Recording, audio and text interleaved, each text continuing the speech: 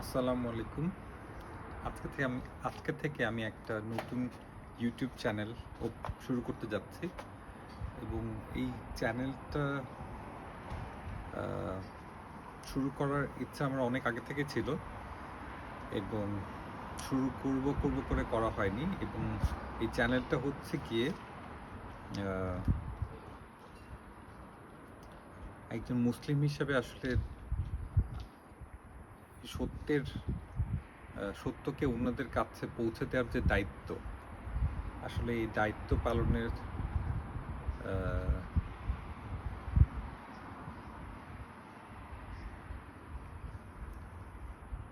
একটা মাধ্যম হিসেবে এই চ্যানেলটা কাজ করবে ইনশাল্লাহ। এবং এই সত্য আসলে অন্যের কাছে পৌঁছে দেওয়ার পেছনে আমার উদ্দেশ্য আসলে সবচেয়ে বড় যে উদ্দেশ্যটা আসলে অন্যদেরকে সত্য জানানো এমন কিছু নয়। আমার কাছে মনে হয় আমি সত্যের পথে থাকার জন্য আ আ আসলে অন্যের কাছে যতটুকুই আমি জানি তা আসলে পৌঁছে দেওয়ার চেষ্টা করাটা হচ্ছে গিয়ে খুব গুরুত্বপূর্ণ এবং অবশ্য কর্তব্য। আ তো আমার জানার মধ্যে অনেক ভুল থাকতে পারে। আমি কোনো আলেম নই। একজন তো আমার জানার মধ্যে ভুল থাকতে পারে। তারপরও কিছু আ যেই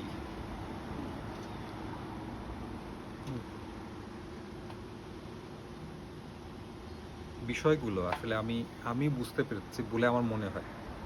যে জিনিসগুলো আমাকে স্ট্রাইক করেছে সেটা আমাকে আ ইন্সপায়ার্ড করেছে। আমাকে আ এই বিষয়টি ভেতরে উপলব্ধি করিয়েছে যে এইটা আসলে আমার দায়িত্ব। এটা আসলে আমাদের সকলেরই দায়িত্ব। যেমন এই মুহূর্তে ২ টি জিন ২ টি আ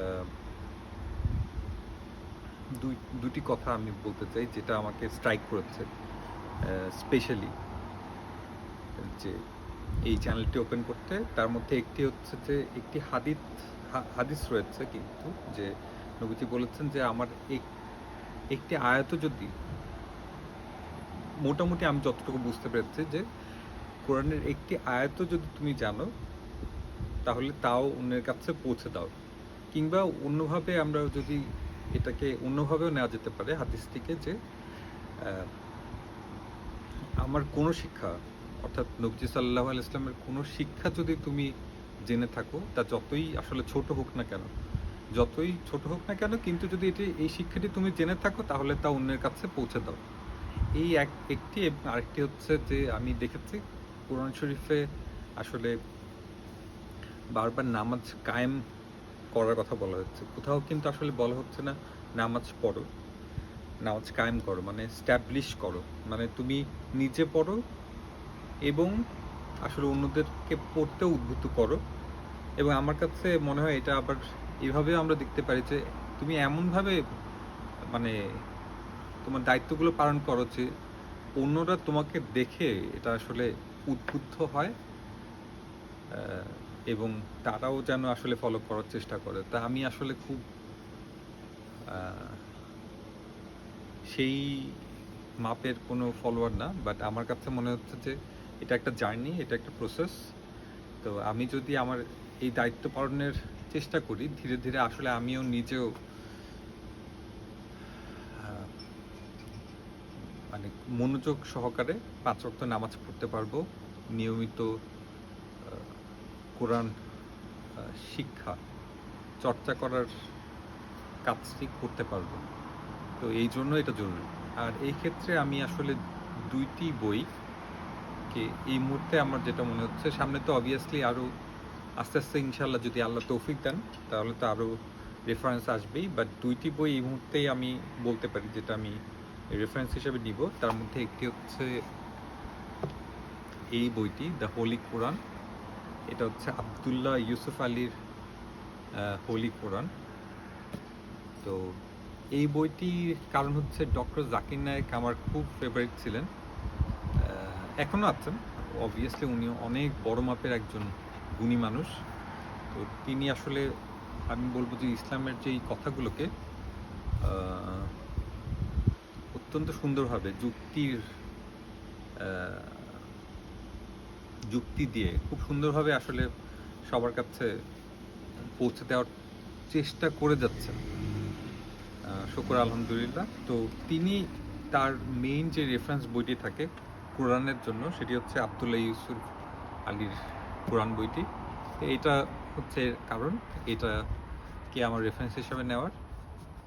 এবং এর আরেকটি হচ্ছে গিয়ে এই যে আল কোরআন বাংলা মর্মবাণী। আল কোরআন বাংলা মর্মবাণী আসলে বাংলা ভাষায় আসলে এত সুন্দর করে, মানে আসলে কিন্তু আমরা যেটা হচ্ছে যে কোরআন তো আসলে আরবিতে নাজিল হচ্ছে, তো এইটিকে আসলে একেবারে ট্রান্সলেট করে বাংলায় যদি করতে হয় তাহলে এর আসলে যেই এসেন্সটা থাকে আসলে সেই এসেন্সটা আসলে পুরোপুরি আনা হয়তো সম্ভব নয়।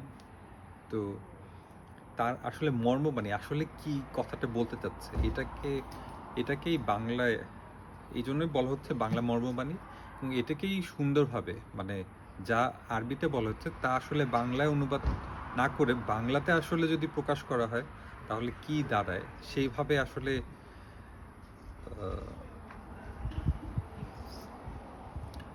আসলে যেন মানুষ বুঝতে পারে বাংলায়, সেই জন্য এই বইটি। এবং আমার বিশ্বাস যে আমি যতটুকু দেখেছি এবং আমার বিশ্বাস যে এর থেকে ভালো কোনো উদ্যোগ বাংলায় অন্তত আসেনি।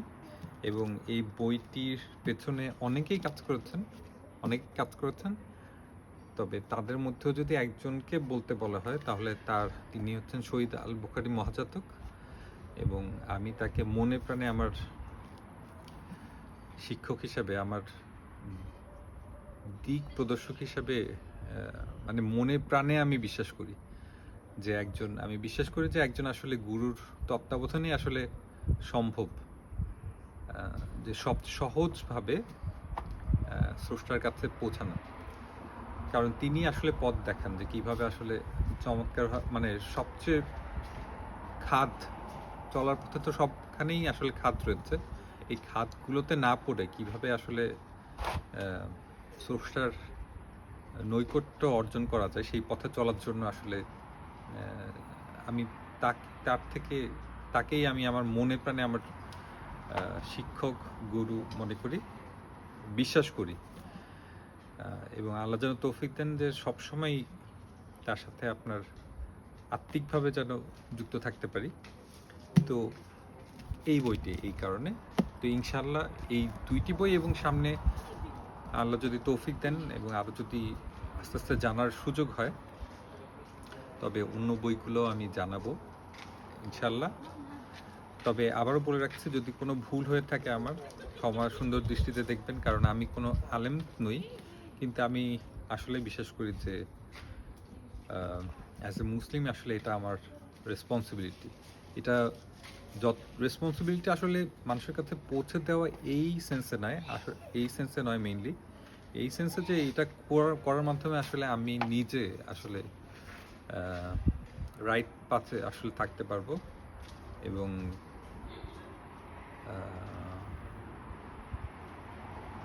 আস্তে আস্তে আল্লাহর আরও নৈকট্য অর্জনের পথে অগ্রসর হতে পারবো ইনশাআল্লাহ।